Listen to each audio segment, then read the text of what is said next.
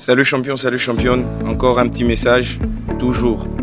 Nous nous sommes donné cette charge, nous nous sommes donné cette mission et c'est un plaisir que de mener à bien cette charge ou cette mission. 5 attitudes pour avoir une vie réalisée, une vie de meneur, une vie de leader. C'est celle-ci. Ces attitudes sont au nombre de 5 et elles peuvent te permettre de réaliser et de grandir aussi haut et d'aller aussi loin que tu le veux. Parmi ces attitudes, la première serait avoir une conscience de soi, positive.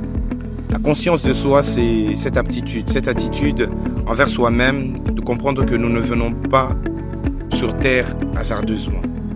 C'est cette mentalité d'après laquelle nous avons bien sûr été l'émanation d'une force au-dessus de nous-mêmes. Nous ne sommes pas venus par notre propre volonté. Il y a des forces, il y a des conjonctions qui se sont mises en place avant que nous ne venions. Mais nous sommes terriblement puissants. Nous sommes une puissance manifestée physiquement. Nous sommes grands et nous pouvons nous élever à la hauteur de notre Créateur. Pour cela, il faut comprendre que nous sommes l'émanation d'une puissance grande.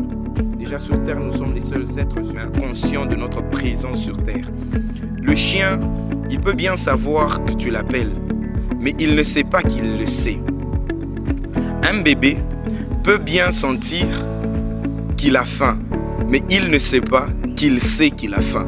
C'est instinctivement qu'il le fait. Mais toi et moi, champion qui voulons nous réaliser, nous comprenons que nous sommes conscients de notre présence, nous sommes conscients de notre pensée, de notre imagination, de nos rêves, de nos objectifs et nous pouvons même nous projeter dans le futur.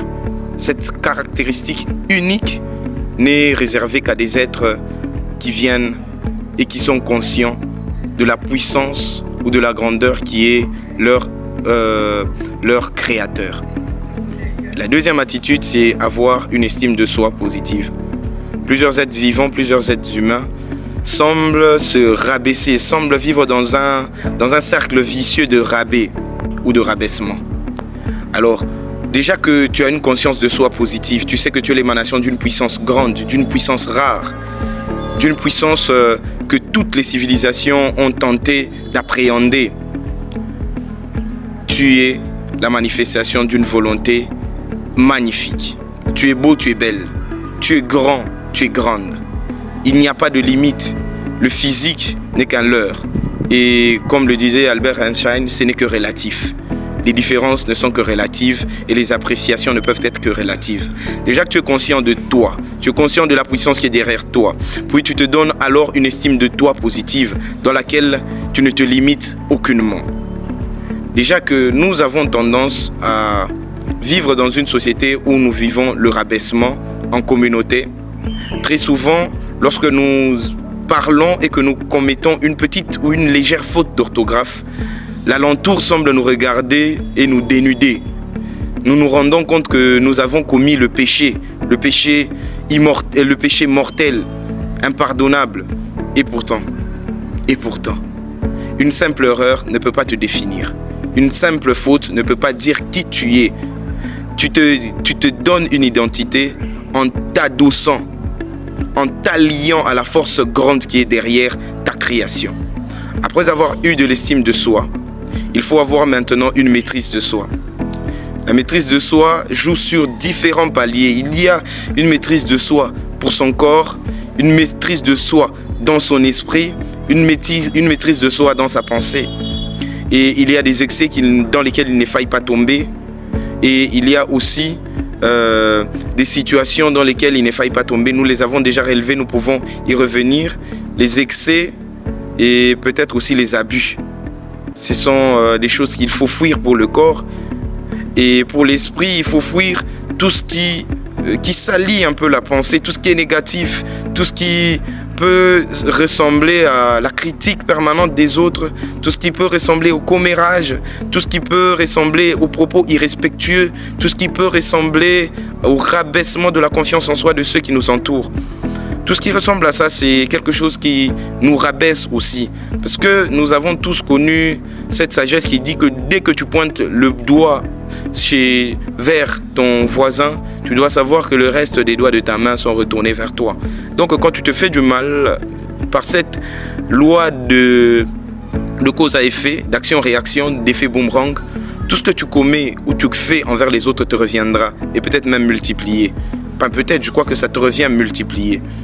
Et donc il faut avoir la présence d'esprit de ne pas commettre du mal envers les autres.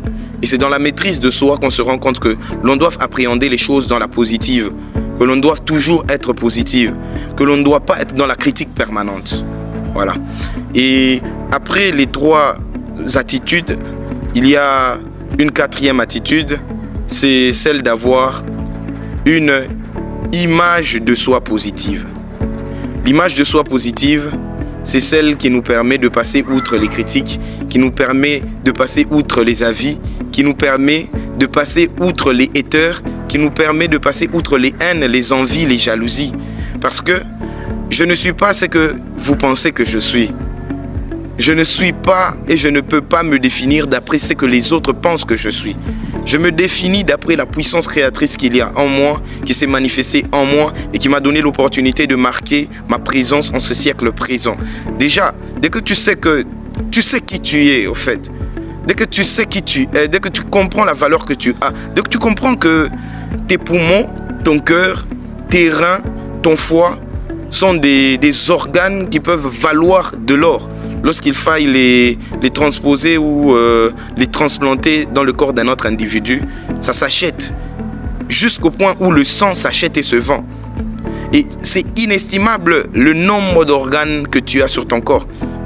Tout juste dans le physique, tu es immensément riche. Que dire maintenant de la richesse mentale ou spirituelle? Quand tu as une image de toi positive, tu ne peux plus te compromettre dans ta vie. Tu ne peux plus te compromettre dans tes actions. Tu ne pourras viser que le haut. Après cette 4e attitude, il y en a une dernière. C'est avoir une prophétie auto-réalisatrice.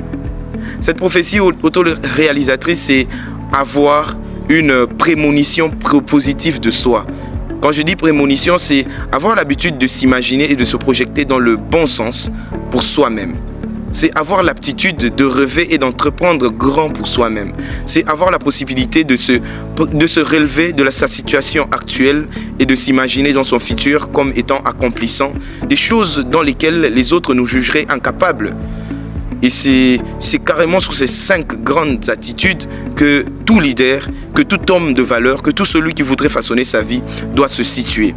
Number 1, on peut commencer à avoir une conscience de soi positive. Avoir une estime de soi positive, number 2. Avoir une maîtrise de soi positive, number 3. Avoir une image de soi positive, number 4. Et number 5, avoir une prophétie auto-réalisatrice positive ou avoir une prémonition positive pour sa vie. Voilà, champion. Tout leader, tout celui qui veut se calquer une vie réussie, une vie imitable, doit avoir toujours en tête ou à l'esprit ces 5 grandes caractéristiques ou ces 5 grandes attitudes. Voilà, champion, à toi de te réaliser, à toi de te lever.